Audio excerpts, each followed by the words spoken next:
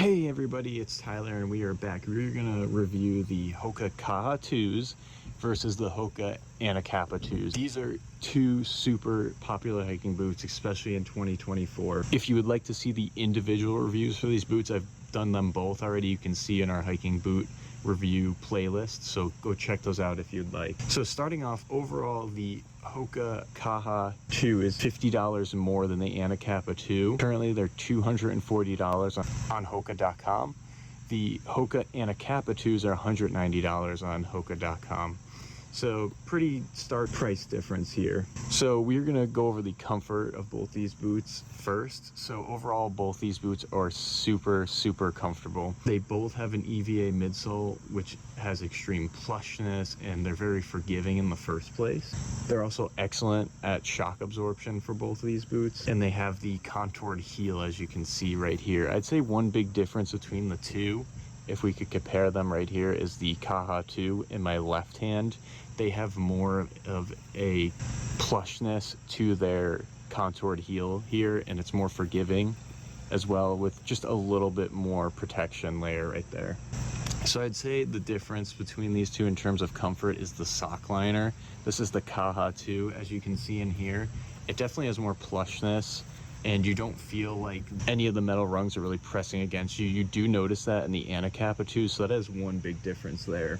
So overall, they are super comfortable, but the winner for comfort is the Kaha 2. Now we're gonna compare the traction. These both do have a Vibram Mega Grip sole.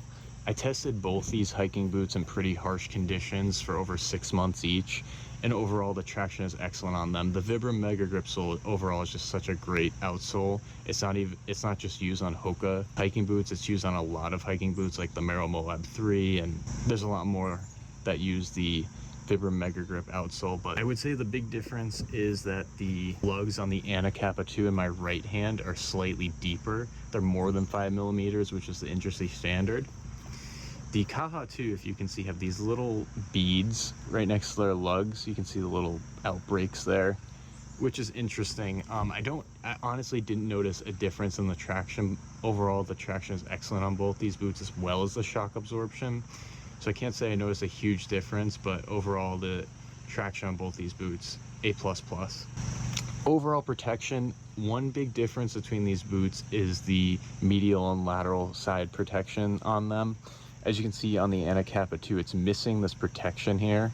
When I did my solo review for the Anacapa, I was a little worried about any sharp rocks or objects really piercing through here, where it's supposed to be very breathable, but obviously you put yourself at risk for not being protected in that area if it's super breathable and thin. Whereas the Kaha 2, as you can see it from the toe box here, it has the toe cap, and then it also has some leather mesh material right here, and it's super hard. You're not going to pierce anything there. If you look at the heel lift on this boot of the outsole, see how high it is compared to the Anacapa 2? It's a lot higher, so you put yourself at less risk of anything piercing here, because you add almost, an inch or two to your height, honestly, with these boots, that Hoka design where they have such a big outsole. But even above the outsole, you can see there's this rubber right here, which really puts you at great protection. So I had no issues with anything sharp or anything really piercing into these boots. Super well equipped and robust, the Kaha 2s.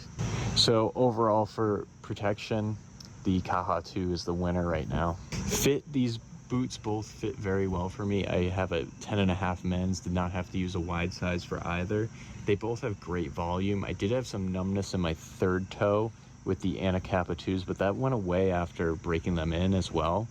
So 0 issues with fit, and that's another tie we have for a category. What's really gonna separate these boots apart? I'm gonna tell you right now. The Anacapa 2 are way more breathable than the Kaha 2. So if you're looking for a boot to use in the summer, this is the one. So the Anacapa 2 does have a Gore-Tex membrane, as you can see on here. So does the Kaha 2. However, it has these air mesh pockets, as you can see, all around the boot. Super breathable, never had any sort of sweaty feet or anything like that with the Anacapa 2s. They also have a Breeze version, which is not waterproof, which is even more breathable. So if you are someone who's looking in terms of breathability, this is the winner right here. The Kaha 2, as you see, it has more protection, but now you have less breathability with more protection. There's more nubuck leather covering this boot, and you can definitely use these in the summer. No issue whatsoever, but just know that you're gonna have less breathability with the Kaha 2s. Durability, I've used both these boots over close to a year now. The Anacapa 2, less than a year, but I've had zero issues with breakdown on the Anacapa 2.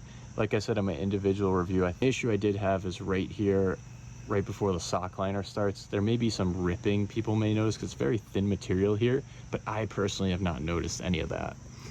The Kaha 2, zero issues, zero breakdown. I mean, these almost look like they're brand new still. I've had them for over a year now, which is crazy. So 10 out of 10 durability for both. That's a tie. So which boot is better? Before I get to that, obviously these are both great hiking boots. We rated these as the top hiking boots of 2024 and the most comfortable hiking boots in 2024. So overall ratings, we rated the Kaha 2 a 9.5 and the Anacapa 2 9.1. That's just because the Kaha 2 has more comfort as well as some better overall protection. But like I said, if you want more breathability, the Anacapa 2 is where it really shines. So for someone who's a regular hiker just going on weekend hikes, the Anacapa 2 will absolutely get it done, especially if you want to save money, you know, $50 less, it's totally worth it for that.